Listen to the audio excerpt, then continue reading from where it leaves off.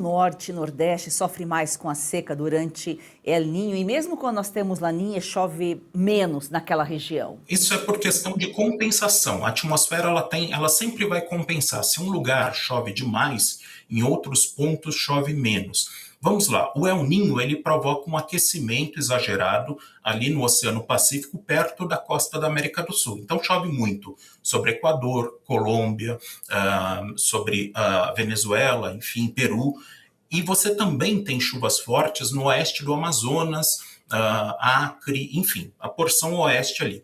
Acontece que na atmosfera as nuvens elas sempre se formam de baixo para cima, ou seja, há um movimento do ar que leva a umidade que vem justamente do oceano e leva para altitudes maiores, onde forma a nuvem e ocorre chuva. Acontece que esse ar chega até um determinado momento da atmosfera e ele é obrigado a bifurcar, né? Ele não vai se perder para o espaço. Então, ao bifurcar, ele em algum momento ele tem que descer.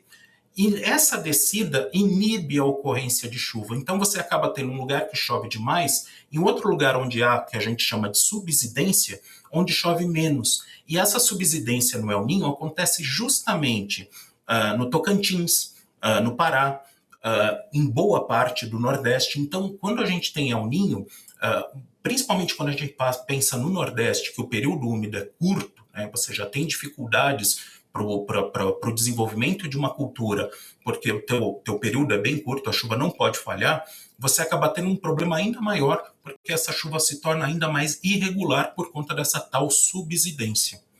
E aí tem culturas que são mais afetadas com a diminuição das chuvas. Na meteorologia, vocês conseguem saber com quanto tempo de antecedência que fenômeno que está por vir, se é El Niño ou se é Laninha? Hoje, as simulações elas indicam a chance, né, de aquecimento ou resfriamento do Pacífico com até 18 meses de antecedência.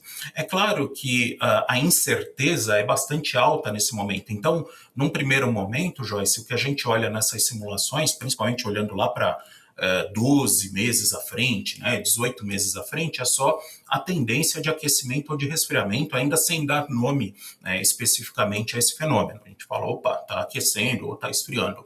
À medida que a gente vai se aproximando, principalmente com 6 meses de antecedência, aí já a confiabilidade nas simulações se torna maior. Tanto que hoje a gente já pode falar com bastante segurança a formação, né, desse fenômeno El Niño agora no segundo semestre de 2026. E é com isso que vocês acabam fazendo aí as previsões, só que não tão assertivas, porque, como você colocou aqui, Laninha veio, mas não tão intensa, né? Porque vocês só vão saber quando chega o fenômeno, se está mais ou menos intenso. Pois é, e esse ano tem sido, assim, os últimos 2 anos, principalmente, a gente teve 2 anos de Laninha, mas os 2 anos de Laninha fracos. E isso torna a previsão mais desafiadora, porque você passa a ter outros elementos que competem, vamos dizer assim, por esse protagonismo. No ano passado, né, na última safra, até que, entre aspas, esse fenômeno Laninha funcionou bem, as chuvas apareceram na hora certa em 2024, depois cortou um pouco em 2025. Mas agora, entre 25 e 26, realmente, em nenhum momento nós tivemos uma regularidade, né, das precipitações, a não ser agora no finalzinho de janeiro e fevereiro. Realmente o desafio se tornou bem maior. A gente sempre fala chuvas de março, né? Mas está chovendo desde dezembro, janeiro, fevereiro. A chuva chegou antes ou ela está aí, vai chover, vai continuar chovendo em março também?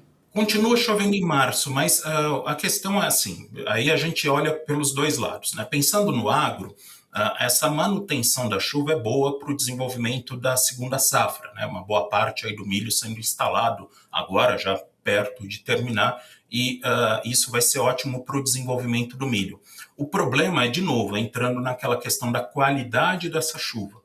E pensando o seguinte, a gente já está caminhando para o final do período úmido, né? Abril, maio não costuma chover.